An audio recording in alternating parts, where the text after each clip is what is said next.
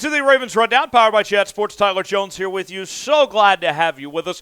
On today's show, we have the latest Baltimore Ravens news and rumors. We'll be discussing OBJ, as well as we will get to an update on the injury front for your Baltimore Ravens as well. Before we get to any of that, though, this week with the Ravens taking on the Steelers, Jack Sperry asked me, he said, you want to do a sub-battle this week? Of course. We got to take down Goofy Jack Sperry with all that's within us. And we are very close to 8,000 subscribers on the channel. So let's do our part to get to 8,000 and at least, make it within striking distance of Steelers talk. Can we do that, please? Let's not only beat the Steelers on the field, but off the field as well. Subscribe now, youtube.com/RavensTV. Let's get to 8,000 subs by the end of the week. I believe in you. Let's do it. Go Flock. We begin today's show discussing Odell Beckham Jr. And I know what you're thinking. You're saying to yourselves, wait, didn't we hear a report not too long ago that the Ravens were out of the OBJ sweepstakes, and didn't he go on all these visits and the Ravens were not involved? Yes, all those things are true. But now we're hearing from Pro Football Hall of Famer Terrell Owens and friend of OBJ say that he thinks that OBJ should sign with Baltimore. Plot twist? Maybe. Here's what T.O. had to say. Speaking to KGMZ Radio in San Francisco, you think about his weapons on the outside, and that's referring to Lamar Jackson, by the way. You don't really know who those number one and number two guys are. You need somebody that can stretch the field and make those tough plays. Baltimore is a good fit for him. The team people keep throwing out there, the Dallas Cowboys and the New York Giants, if he goes to either of those teams, it's going to be short-lived. Go to a team with a good quarterback. The Ravens have a dynamic quarterback, a dual threat to be quite honest.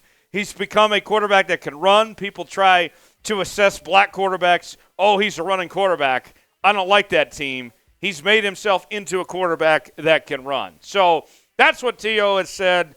All his points are valid. I don't agree necessarily. I mean, to say that Dak Prescott isn't a good quarterback, I think that's ridiculous. That's fine to say about Daniel Jones, believe me. But I respect T.O.'s opinion. I disagree on part of it, but I see where he's coming from, where Baltimore could be a good fit. Where you look at the Ravens, they're a Super Bowl contending team, and he is, if you're looking for OBJ, where can I be the most involved and have the biggest role possible of any team out there looking for receivers? It's the Baltimore Ravens. So that's where I'm at with T.O. on this. You make a good point, sure, but you're not right all the way necessarily. But I see where T.O. is coming from. So with that, we're going to ask a classic Chat Sports question around here. Should OBJ sign with the Ravens? Let's ask you the same question. React to the statement that was made by T.O. here. Should OBJ sign with the Ravens? If you think he should, type OBJ for yes. If you don't think he should, type no, BJ for no. Let me know in the comments section. OBJ for yes, no, BJ for no. Now, let's break this down piece by piece of what's gone on with OBJ. A lot has changed within just the last couple of days. First and foremost, he visited the Dallas Cowboys, the New York Football Giants, and the Buffalo Bills, which were believed to be the three finalists for OBJ. Now, the Giants were the only reported team to actually put OBJ through a workout, okay? What we heard from in Dallas and with Buffalo was that he met and he did physicals and all that, but the only actual workout was with New York, his former team. Now, the Cowboys, we've heard from leaks and things that have come out here in the last couple of days, are concerned about OBJ's health, that he's not where he led everyone to believe that he's at necessarily, and that's holding the Cowboys back from giving him a multi-year deal. And then there was Ed Warner of ESPN, the longtime NFL insider and reporter who's covered the Cowboys for decades.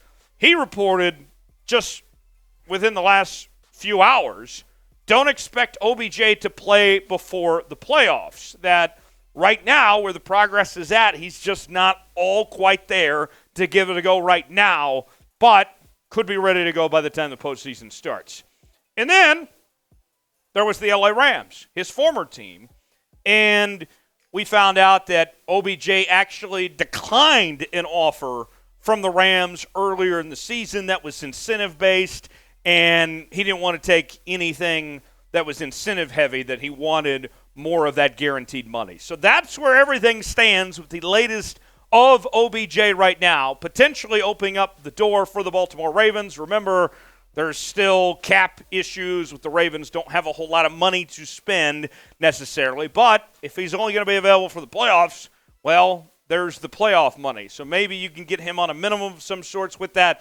The Ravens need help at the receiver position. But if they go forward and do not bring in OBJ, if they are what they are, what's your confidence level? Scale it for me right now, what your confidence level is in the receiving core as is. Injuries included, everything as they are right now without Odell Beckham for me. Scale it 1 through 10. Let me know in the comment section below. Today's show is presented by BetUS, the exclusive sportsbook partner of Chat Sports. If you go to chatsports.com/bet, enter the promo code CHAT125, you will get a 125% deposit bonus. Put $100 down, you get $125 to spend for free when you use the promo code CHAT125 at checkout. That's like getting a pizza, then getting an extra pizza and a couple slices for free. It's a great deal. Betting odds for this weekend. The Steelers are a slight favorite, 1-point favorite against the Ravens. Basically a pick 'em at that point. Over-under is 36.5. If you're rooting for the Ravens and want to see them get the job done, here's what I need you to do. This is a hated rivalry. This is as good as any rivalry in the National Football League. Spam FPIT. Spam FPIT in the chat. Flock, need you to stand up right now if you're rooting for your Ravens. Put in the comments section as many times as humanly possible. FPIT if you're rooting for the Ravens and want to see a win on Sunday.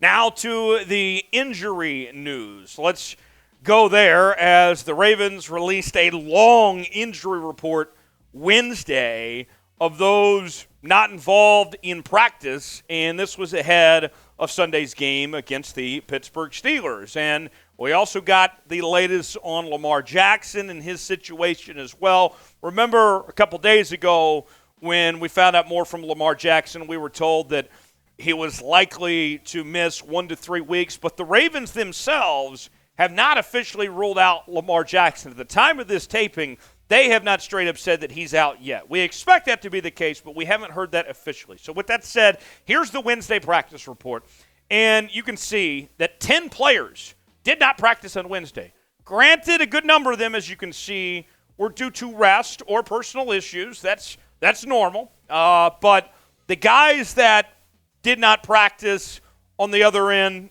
for other reasons include the likes of Tristan Colon had the personal reason there, not a big issue there, but you see Lamar Jackson with the knee did not practice, Patrick McCary with the toe, also you see on the list Darryl Worley with the hamstring, Kevin there with the knee, did not practice either. And then there were guys that were limited. That includes Del'Shawn Phillips, also Patrick Queen, and Christian Welch was limited as well. And then Ronnie Stanley, good news there, was a full go with that ankle injury. So a long and lengthy injury report, but when you dissect it down of who was resting and the guys like Ronnie Stanley here that were full and all that, maybe not as bad as what it looks from the initial report when you dive into the details. What do they say?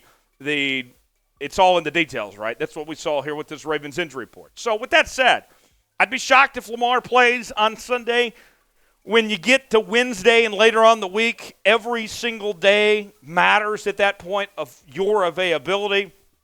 And with what we heard earlier of how long it takes for this type of injury to recover, I have my doubts as far as him being ready to go this Sunday. But even with that said, I think Tyler Huntley can get the job done. I think Tyler Huntley is more than capable. And I know some of you are going to say, well, he was 1-3 as a starter last year. He lost to the Pittsburgh Steelers of all teams. Sure, but there was a whole lot of other factors here. Tyler Huntley, I think, is a lot better quarterback than what he was last year. We saw him play fantastic in the preseason. Granted, it wasn't the preseason, but still, I thought he took some tremendous strides in the right direction. This Steelers team is not good.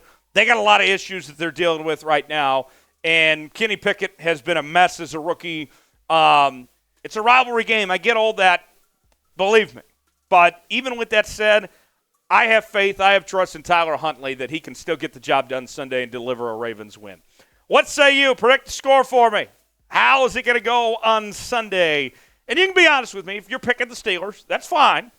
I won't hold it against you. But let me know in the comment section, what will the score be of Sunday's game between the Ravens and the Steelers? Tell me the winner and what the score will be. And as always, you can follow me on social media, Twitter, Instagram, Facebook, and Tyler Jones Live. I'll see you next time, right here on the Ravens Rundown. Have a great day.